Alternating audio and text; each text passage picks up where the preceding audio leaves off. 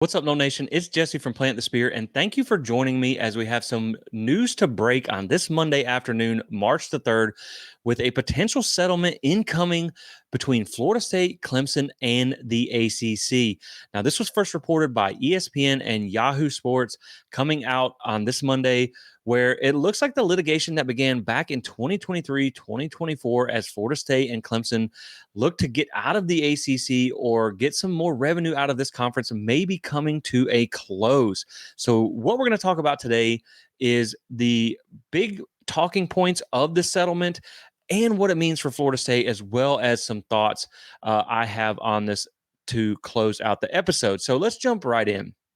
The first thing here to mention is that the details are still unclear, but there are two main sticking points that are going to lead to this settlement, and that is revenue distribution, a new revenue distribution model being agreed upon, and the process of getting out of the ACC and what it is going to cost.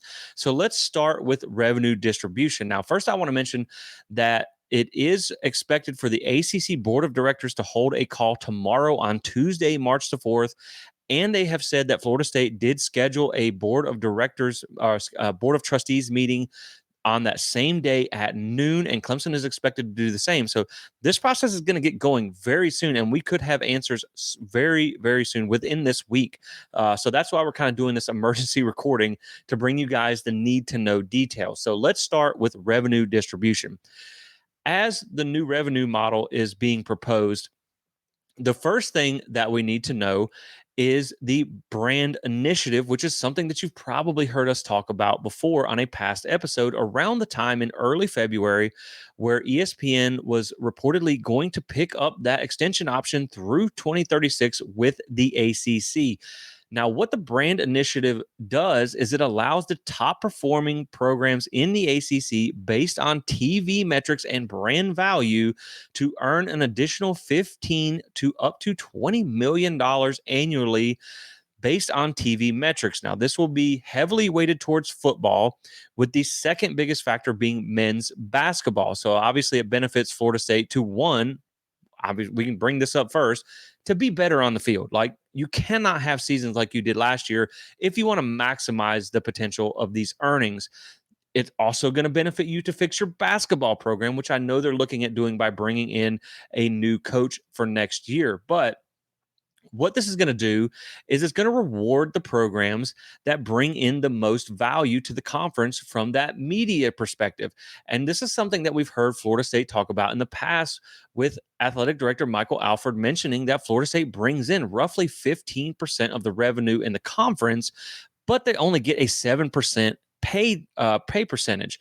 So now, while the ACC does currently have an equal revenue model, and we know unequal revenue models have not always been the best in the past, you just have to look at it from their perspective, from Florida State and Clemson's perspective, and some of the other top programs like a Miami and an NC State UNC as far as a spending perspective, to where they have taken the money and they have invested heavily into their programs to build up these massive football programs and things like that that bring this media draw into the conference.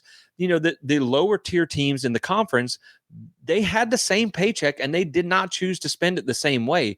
So this is just kind of rewarding those programs that did, to keep them happy, to keep them in the conference.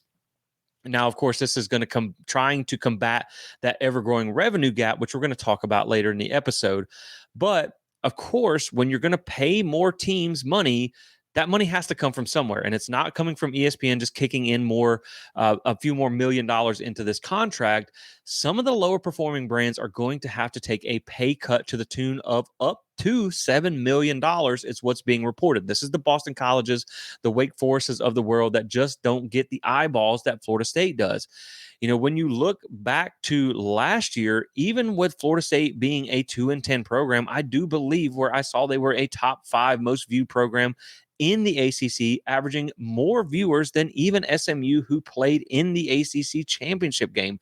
Of course, this is slated to benefit FSU and Clemson the most, although you will have teams like North Carolina and Miami that are expected to see a boosted payout if they continue to have good seasons, if they continue to bring in that media draw.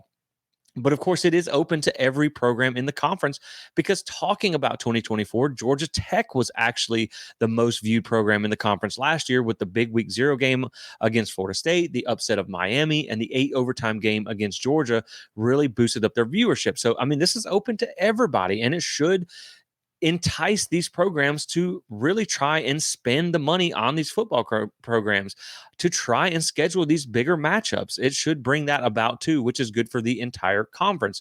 Like we said, it's going to be heavily based on football TV metrics in a rolling 5-year average of your TV ratings. Now, there's still some things to sort out because you have unmetered games like on the ACC network, so they're still going to have to figure that stuff out. But football does bring in around 75% of the media value to the ACC, with basketball being the second biggest draw. So those are going to be really what this is predicated on. Now, the one important thing to remember is that this new initiative, if agreed upon, is expected to be put in place this coming fiscal year. So Florida State can start squeezing some of this extra money out of the conference immediately, which is beneficial to them in that ever growing revenue gap.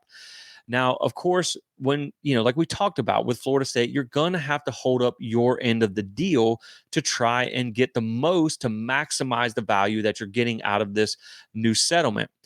Now, this is also in addition to the success initiative that was put into place last year. So there are other additional streams of revenue that you can earn from the ACC. It was reported throughout these findings that SMU and Clemson earned about an extra $4 million from the conference last year for making the college football invitational. And of course, they both got eliminated in the first round. So to really get the most out of the success initiative, which is around rumored to be $15 to $25 million, obviously you're going to need to go win the conference and win a national championship. But you can see just making the playoffs can get you an extra $4 million a year on top of what you're already getting. So that is important to remember too. As you can see, a room for Florida State to earn somewhere around 25, 30 plus $1 million a year each year that you're waiting to get out of the ACC. Now, speaking of getting out of the ACC, that is the next aspect that we're going to talk about, and that is the cost to get out of the ACC, which was really the crux of the lawsuit to begin with. How soon can we get out? How much is it going to cost? And when can it happen? And so this does paint a clearer picture of what it's going to cost and when you can get out of the ACC prior to the current end of the grant of rights in 2036. Now, reports are in this are indicating that Florida State, or the cost to get out of the ACC would decline year over year. And then an important date to know is around 2029, 2030, that cost would drop to below $100 million, which is very doable for these top tier programs, considering what you're going to be getting in the new conferences if you were to go to the Big Ten or the SEC, who is going to be making 50, probably more, 50, $60 million more than you at that point. So realistically, you could earn that money back within 2 years of being in the new conferences. The other thing this does is this gives you one number to target, right? One price tag to focus on. There will no longer be this is the exit penalty, this is what it's going to cost to buy your media rights. It's just going to be one number, so it's you have a more defined target on what it would cost to get out of here. Now, that is not something that is available under the current grant of rights. So this was a big factor by these schools and what they were looking at, because one of the biggest things here is under the current grant of rights model, you do not take your media rights with you when you leave unless you buy those out. And Florida State estimated that between the $140 million penalty plus the media rights value you'd have to buy out, it would cost $500 to $700 million to get out of the ACC. So in 2029, 2030, if you can get out for under $100 million, that is a massive change in what it's going to cost to get out. Now, the reason that it's going to be important to remember that 2029 to 2030 season date is that aligns the timeline with when the other two power conferences, the Big Ten and the SEC, where you want to end up, they also go back to the negotiating table around that time in 2029 and 2030. And with Florida State, when you're trying to get out of the ACC, obviously you're looking for a place to land, which is going to be one of those two conferences. it would be easier for you to get into one of those two conferences if you were to be able to pull your chair up to the negotiating table while everyone else is pulling up to the negotiating table. Because we already know, as we've talked about in the past, if you were to join the Big Ten right now, you would not come in as a full share member. You would be a partial share member. So you would already be taking a lower payout to begin with. The SEC is not that way.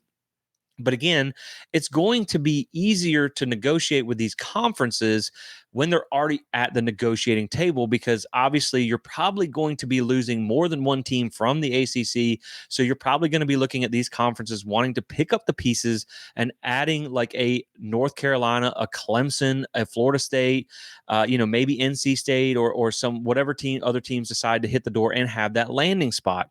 So that is important to remember too, because I think it will be an easier transition for you when that date comes. The other important reason for 2030 timeline is that the next time the college football playoff model comes up for renewal is in 2031, around that same date.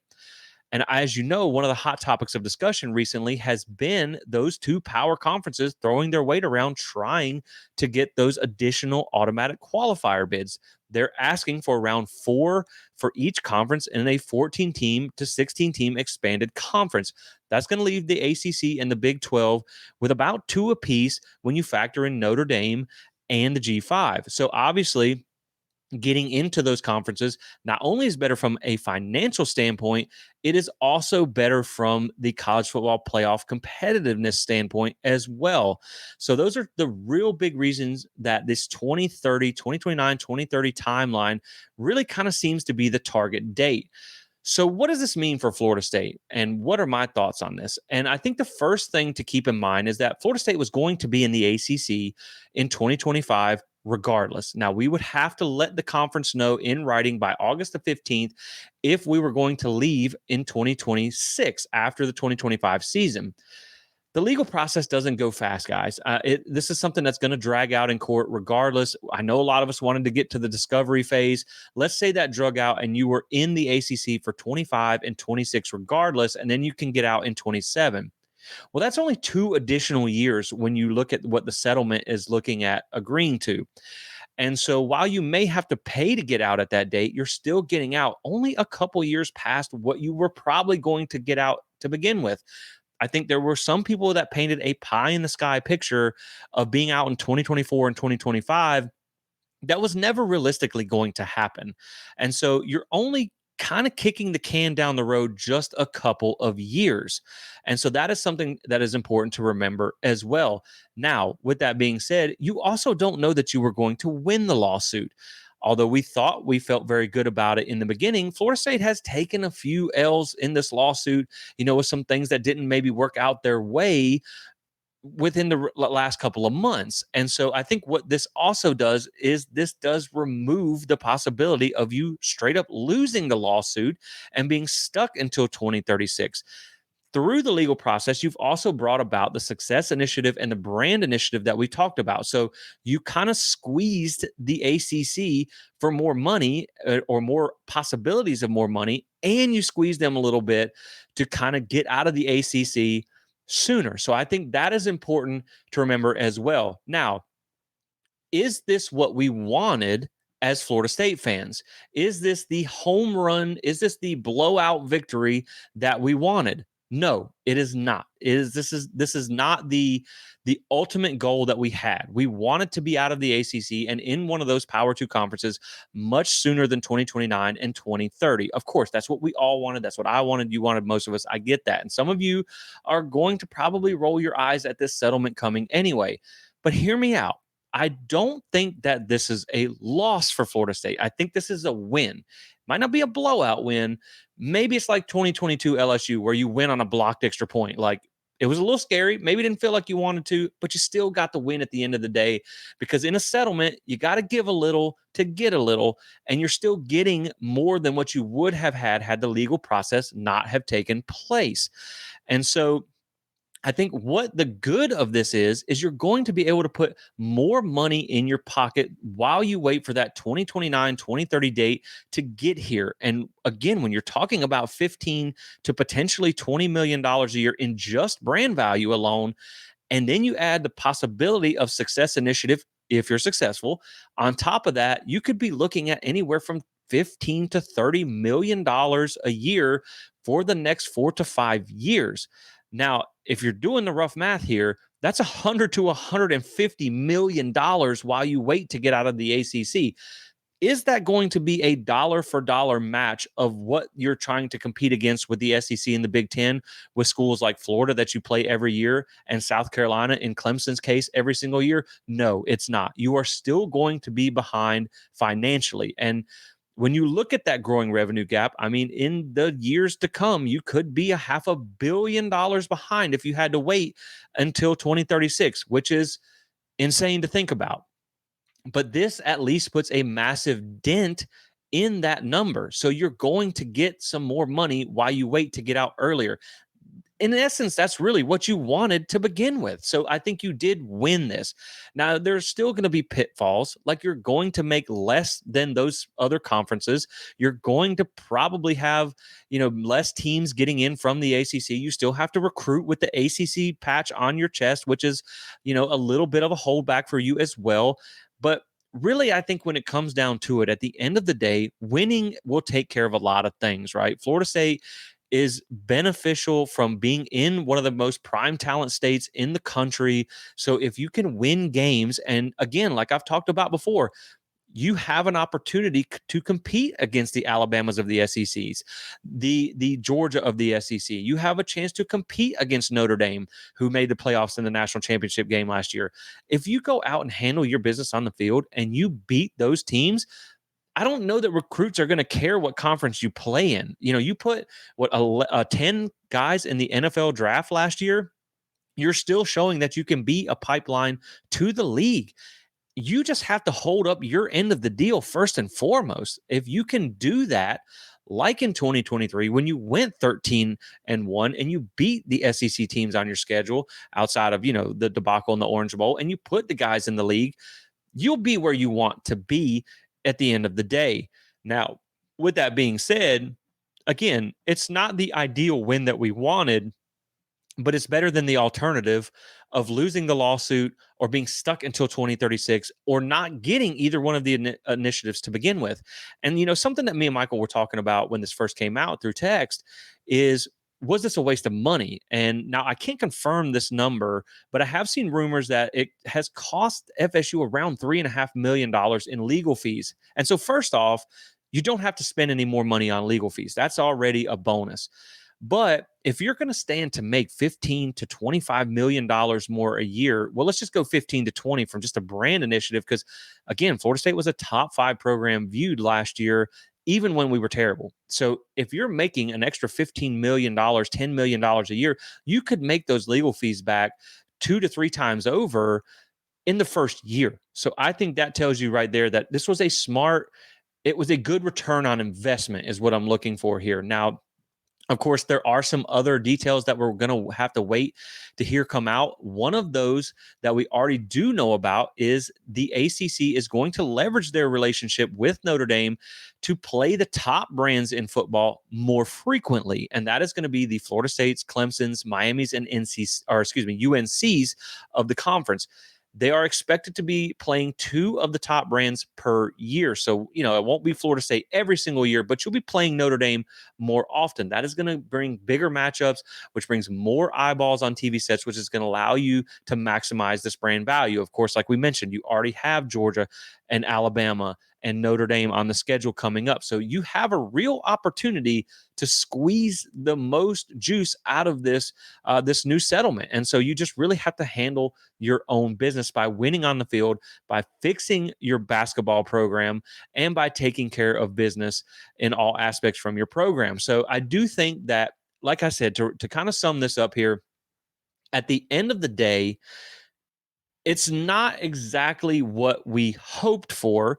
You could argue there's a little bit of grandstanding by the university in the fact that, it sounded like we had a home run and it was like an if not when, we're getting out of here. And you are getting out. It just may not be as soon as you want to be, but it's a heck of a lot better than 2036. and you're collecting more money in the meantime. Now, of course, the ACC in return gets near-term stability as the conference does not fall apart and become a glorified G5 conference. They do not end up like the Big East, where once you lost Miami and Virginia Tech, you just kind of went the way of the dodo. So you are getting a little bit of both there. And so, I mean, let's be honest, as much as this doesn't sound fair when we talk about fair, because it's not that Florida State brings in 15% and gets only paid 7. If you're one of the top brands in the ACC, like we have been historically, you're going to have that $15 to $20 million advantage over a lot of the other teams in your conference. And so that's something as well to keep in mind when you look at from a benefit for Florida State from their perspective, and Clemson as well. So again, there's a lot of moving pieces to this, but at the end of the day, I don't think this is a loss for Florida State. I don't think this is a bad thing for FSU. I think that, it may not be what we wanted from we just won and we kind of punched the ACC in the face and we walked out, flipped the table over and all that good stuff. It may not be that, but it's not a loss. It's not. It's just you're going to have to find ways to squeeze the most out of the settlement to really kind of keep up with the other powers that be until you get to that negotiating table, which I think is going to happen when that time arises. So with that being said, guys, make sure you go check out. I wrote an article on this with the details that you need to know over on our website at plantthespear.com. And we are going to be keeping our ear to the ground as these meetings happen tomorrow on Tuesday, depending on when you watch this. It may already be happening. So make sure you like and subscribe to the channel so you can stay updated when this news does break. Also, make sure you rate and review on the podcast. We appreciate that to help other Nole fans stay in tune here. And let me know what you think in the comments if you're watching on YouTube. Is this a win for Florida State? Are you happy with this outcome? Again, it may not be what we wanted, but I think it's better than the alternative. And so with that being said, guys, I do appreciate you guys watching. We're getting close to 2,000 subscribers. So again, if you could like and subscribe, we would greatly appreciate it. And stay tuned for the further updates as it looks like we have a settlement that will finally end the litigation here. But we will see. A lot of details are probably going to be coming out in the next few days as these meetings occur. So make sure you stay tuned. Appreciate you guys watching. And as always, go Noles.